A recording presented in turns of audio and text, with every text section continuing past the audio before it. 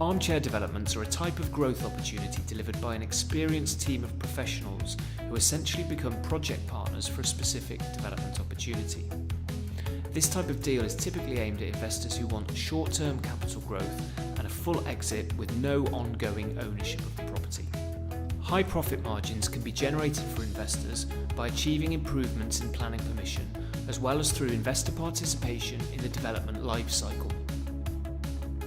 A rigorous and intelligent site selection process, along with skilled negotiation, mean the management team are able to squeeze a scheme's acquisition costs down to ensure the largest possible profit margins.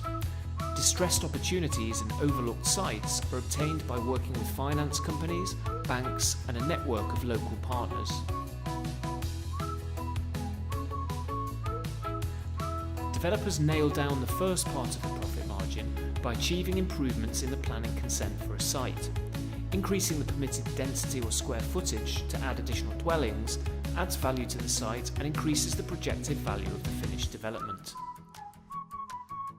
A detailed study of the project costs underpins the ROI calculations for investors. This would typically include an itemised schedule of all the work to be carried out in the build-out phase of the project construction, as well as the costs of sale that will be incurred in securing the eventual exit.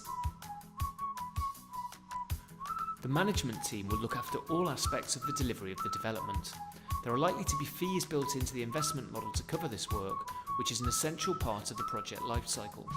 The development partner will manage the processes, working to a fixed set of milestones and deliverables as per the project plan. Most armchair development projects allow investors to exit at one of two stages. In the first scenario, the whole project is sold after the planning uplift stage, allowing a shorter life cycle and quicker return. For a bigger margin, investors can hold the asset through the project build-out, at which point the management team will arrange for the property to be sold on the open market. Detailed analysis of construction costs and sales comparables allows the management company to calculate a projected ROI for each development. It is fairly typical for projects to generate a profit share of 30% to 40% in a 12 to 18 month period, sometimes much higher. It's clearly impossible to forecast every potential scenario, so it's important to note that project returns and timescales may vary from the forecast, so it's a good idea to look at the track record of the management company in delivering what they have predicted.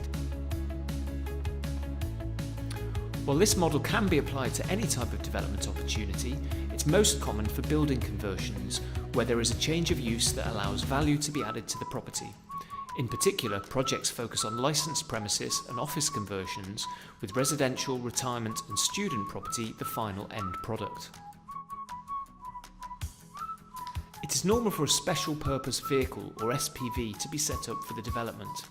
This is a company that exists solely for the purpose of buying the asset, delivering the project build-out and executing the exit strategy.